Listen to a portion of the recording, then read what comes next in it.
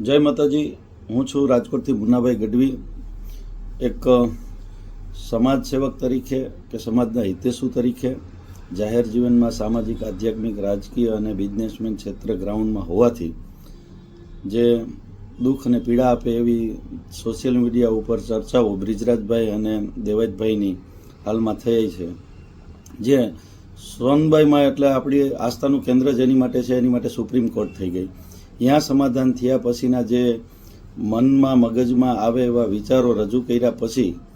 બે યુવા વ્યક્તિને સ્ટેજ ઉપરથી એક મોટું માધ્યમ મળ્યું હોય, ફોલોઅર્સનું, ચાહકોનું, સેવકોનું બની અને માના ઉપાસકો બની વ્યાસપીઠ જેટલી ગરિમા સ્ટેજની હોય છે, ત્યાંથી તમે વ્યક્તિગત રીતે વિચારો રજૂ કરો અને એકબીજાના પ્રશ્ન પ્રોબ્લેમને જાહેરમાં લાવો। બંનેને કરબદ્ધ પ્રાર્થના છે કે તમારા આ સ્ટેટમેન્ટના લીધે ચારણ અને ક્ષત્રિયોના જે વ્યક્તિગત પારિવારિક સંબંધો છે, સામાજિક સંબંધો છે, વર્ષોથી યુગોના યુગથી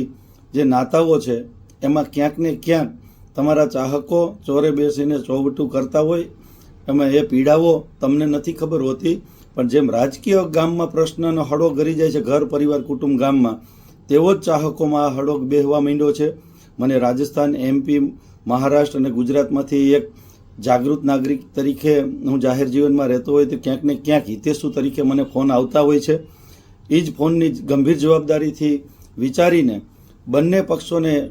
દેવાયતભાઈના સગા સ્નેહી મિત્ર હોય કે બ્રિજરાજભાઈના સગા સ્નેહી મિત્ર હોય, એને મેં વાકેફ કરી અને આ પ્રશ્ન જાહેર સોશિયલ મીડિયા ઉપર કે સ્ટેજ ઉપર હવે બીજી વાર ન દોહરાવા જોઈએ એવી વિનંતી કરેલી હતી। પણ જે આ વોર ચાલે છે સોશિયલ મીડિયા ઉપર નામ લીધા વગર સ્ટેજ ઉપર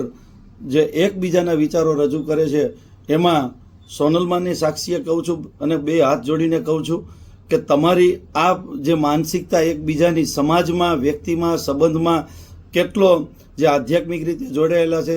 માતાજીઓ સાથે જોડાયેલા છે, અહીંયા નાના મોટા પ્રશ્ન તમારા આવવા માંડ્યા છે, એટલી તો ગરિમા રાખો કે તમે ક્યાં બેસીને થયું છે। બંનેના વિડીયો સાંભળ્યા છે મેં, બંનેને જવાબદારી થકી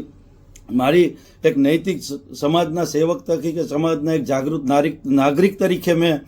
મારી જવાબદારી નિભાવી છે। પણ હવે તમે ગંભીરતાથી નહીં વિચારો તો તમારી કંઈક કઠણાઈ હોય એવું મને દેખાય છે, નકર તમે સમાજને વર્ગ વિગ્રહ તરફ ન લઈ જાઓ। ક્ષત્રિયો અને ચારણોના સંબંધો છે, એ સંબંધોને ક્યાંક દાગ ન લાગે એ તમારે વિચારવાની ગંભીર જવાબદારી પહેલે તમારી છે, કારણ કે સ્ટેજ એક મંદિર છે અને મંદિરના એક તો તમે સોનલમાના સાનિધ્યમાં રહીને કામ, જે સમાજ અગ્રણીઓ, સંતો, મહંતો કે માતાજીઓના આશીર્વાદ થકી તે કામ તમે કામ કર્યું હોય અને એ કામમાં તમે સમાજમાં દાગ લાગે એ તરફ લઈ જાઓ છો તો અને વચ્ચે ખાસ બે હાથ જોડીને વિનંતી કે હવે આ મેટરમાં કોઈ પદ પ્રતિષ્ઠા કે ખાલી ફાલતુની ચાહના મેળવવા માટે કોઈ હવા ના ભરે। જો ખરેખર હિતેશુ હોય સમાજના, વ્યક્તિના, સંબંધના, તો એમને કેમ આ મેટરને શાંત કરવી, સુલેહ કરવો એ આપણી નૈતિક જવાબદારી બને છે। એ ચાહે મિત્ર હોય કે સમાજ હોય, ચારણ ક્ષત્રિયથી પર નથી, ક્ષત્રિય ચારણથી પર ન હોય, કારણ કે બેયના વિચાર અલગ હોઈ શકે, સમાજ ક્યારેક અલગ ન હોઈ શકે। કેટલાયના સંબંધો પારિવારિકો હોય એમાં કેટલું ડિસ્ટર્બ થાય છે, કેટલું આ બંનેને શરમ નથી એટલી શરમો સંબંધોમાં આવે છે। આ સંબંધો થકી હું એવું માનું છું કે આ પીડા તમારા થકી સમાજમાં ન જાય, તમારા થકી વર્ગ વિગ્રહમાં ન જાય, તમારા થકી આધ્યાત્મિક જગતો, જે સોનબાઈમાં મંદિર છે એ સુપ્રીમ કોર્ટ છે, એ કોઈની જાગીર નથી। તમે કોઈ